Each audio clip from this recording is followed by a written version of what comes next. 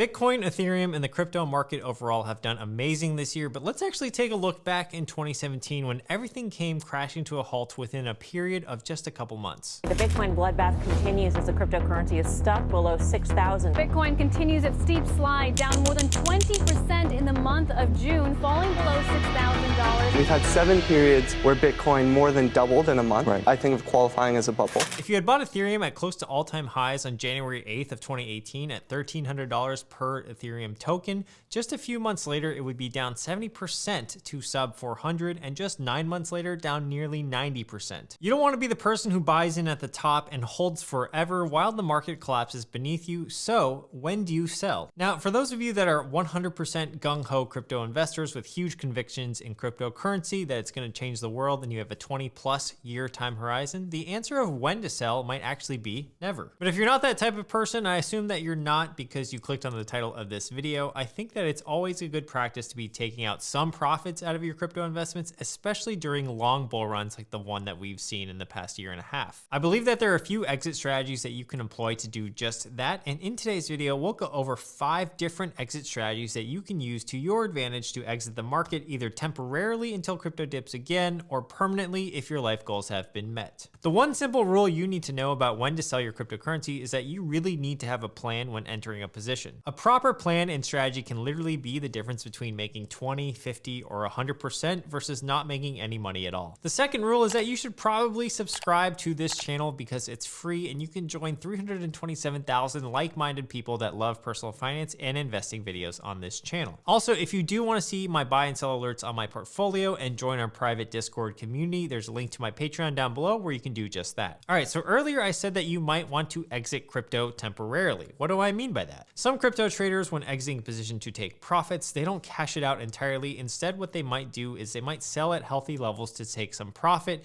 and then hopefully buy back in at a lower price. That's how you could feasibly make a lot more in cryptocurrency. With crypto being so volatile in nature, what you can actually do is sell at high prices, convert them to USD, or actually just swap them to stable coins, and then when it drops again, you can buy back in. Since crypto operates in cycles, a lot of traders will employ this strategy and try to leverage their money that way. All right, so let's say you enter a crypto position. The first exit strategy I have for you is to sell at certain price targets. You want to plan ahead at what prices you want to sell at, so that way you're taking profits all along the journey. This method definitely takes more of an active trading approach because you'll actually have to keep a really close eye on the price of that said cryptocurrency and actually sell when it hits those price targets, but here's how it would work. For example, let's pretend Ethereum is trading at $4,000 and you make a $10,000 investment into Ethereum. So basically you buy 2.5 Ethereum at a price of $4,000. What you can do is you can say to yourself, okay, every 10% that Ethereum rises in price, I'm actually going to sell off a portion of it. So here's my example. Let's say Ethereum reaches $4,400. You're going to sell 25% of it. When it reaches $4,800, you're going to sell another 25%. And then when it reaches $5,200, you might sell 30% of it. That'll leave 20% remaining. And basically what you can do is you can just hold on to that 20%, ride it out, and play with house money. With the volatile nature of cryptocurrency, doing this means that you'll be taking out profits, and eventually if there's a crypto dip down, you could actually buy back in at a cheaper price. You can also set up this formula in any way that you like. I've seen some where you sell 20% of your holdings every 10% increase, or you can split it up into thirds, etc. This is completely up to you. In our example above, if you actually executed our strategy here, you would have sold at the price targets of $4,400, $4,800, and $5,200. At that point, you would have had around $9,650 in profit, which is close to your initial investment of $10,000, and you would still have 0.5 Ethereum or 20% of your original investment. That's pretty neat, and at that point, you're almost playing with house money, like I said earlier, and this is a common strategy that many traders use, which is that if they can get their cost basis or their initial investment out of the investment while on the up, then they can feel less stressed about whatever happens to their free ride. Before we get into our second exit strategy, I want to say that exit strategies are very personal. It depends on what you want to do and your time horizon. Someone with a short time horizon and has no money to lose might have to employ a very strict trading strategy. They might have tight leashes on how much they could lose versus someone investing for, let's say, a 5 or 10-year plan might not care too much about some of the next strategies that we're going to discuss and may just want to see what happens to the price in the long term. Other people might need the money soon versus some people people might not need the money for a while, so all of this can really just determine your exit strategy. I will say if you do need the money soon, cryptocurrency might not be a place you want to dabble into because the swings are volatile much more than the stock market, and the crypto market trades 24/7. That means you could be sleeping and the market could drop a good 20% while you aren't paying attention. So unless you're a vampire and you never need sleep, you want to practice that first exit strategy or try some of the next exit strategies when it comes to crypto. The second exit strategy for crypto is to write down exactly what type of return you would be comfortable getting. The important part here is to actually stick to that return percentage, and the first step to figuring out the actual percentage is to do some research and have a really solid understanding of why you're buying in the first place. For example, if you're buying a cryptocurrency like the Flow token, which trades close to $10, you want to think deeply and figure out what type of return you'd be happy with. To get that target return percentage, perhaps you read the white paper, you see the market potential for Flow, or you think it might get listed on a new exchange. Either way, you end up forming a hypothesis that says, well, based on all the factors I've researched, I think that Flow token has about a 20 to 40% upside, but I'd personally be happy with a 20% return. Depending on how much risk you want to take in pursuit of that 20% upside, you should also set a downside percentage as well. So perhaps you think to yourself, all right, I'd be happy with a 20% return, but if it goes down 10%, that's the most I'm willing to lose on this project. That's also what's known as a target profit loss ratio. For example, if you know you're happy with a 20% return and you want to cut your losses at 10%, that's a target profit loss ratio of 2 to 1 or 20% to 10%. Using our example above, that means our price target for Flow should be $12, a 20% gain, or if it goes down 10% to $9, you'll sell and cut your losses. On a $1,000 trade, the gain you'd be happy with then is $200 up, or you'll cut your losses at $100 down. You can also play around with this ratio. For example, if you're happy being up 25% but want to have a much tighter stop loss of 5%, that would be a ratio of 5 to 1. Having this plan will be really helpful, especially if you see crypto mooning or going to the downside. You can set up limit orders in your brokerage account to automatically execute when the crypto hits these price targets to keep your emotions out of it. In my experience, you actually have to counter trade your emotions. So let's actually say Flow went to $15 or $20 in the blink of an eye. I personally might see this upward momentum and think to myself, well, crap, it could go a lot higher. And that's when your greed settles in. When you experience that peak hype or euphoria when it comes to a cryptocurrency rising, that's when we're naturally going to be the most greediest, but that's when you should think about what absolute return you'd be happy with. Now, of course, there always will be a fear of selling too early, and that might haunt you if you take your profits and then all of a sudden the cryptocurrency rises another 1,000%.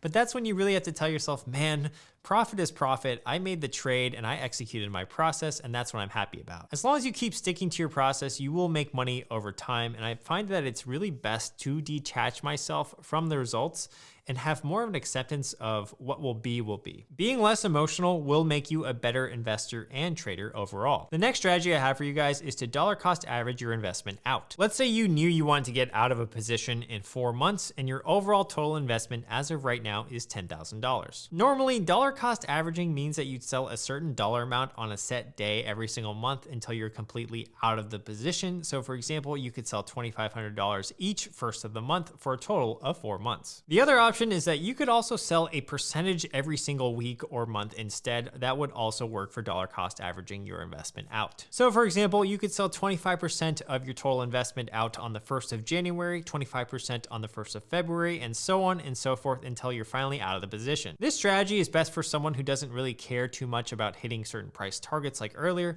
but wants to make sure that their timing isn't poor. This way, you're ignoring the fluctuations in the price of your investment, whether it's up or down, you're selling the same percentage or dollar amount every single period of time. Dollar cost averaging is a less risky way to obtain a favorable price when you sell, and it's extremely good in the crypto environment when the price fluctuation swings are really huge. The next strategy to exit cryptocurrency is the percentage net worth rule. This is completely up to you, but a very common rule, for example, in the stock market is, quote, 1%. This rule says that you should set a maximum loss of 1% of your total liquid net worth. So for example, if you have $100,000 in liquid net worth, which means you have $100,000 in cash and investable assets, if you were ever to lose 1% on a single position, or $1,000 in this case, that would be your maximum loss. This isn't like a great exit strategy for profit, but more of a risk management strategy itself. Determine what percentage you're okay with losing of your overall liquid net worth and stick to it. This is especially good for riskier positions because recovering from a potential 1% loss to your liquid net worth is going to be a lot easier or better than 5% or 10% of a loss. You can use this rule to your advantage when investing in crypto. Let's say your investable assets total is $100,000 like we were talking about earlier,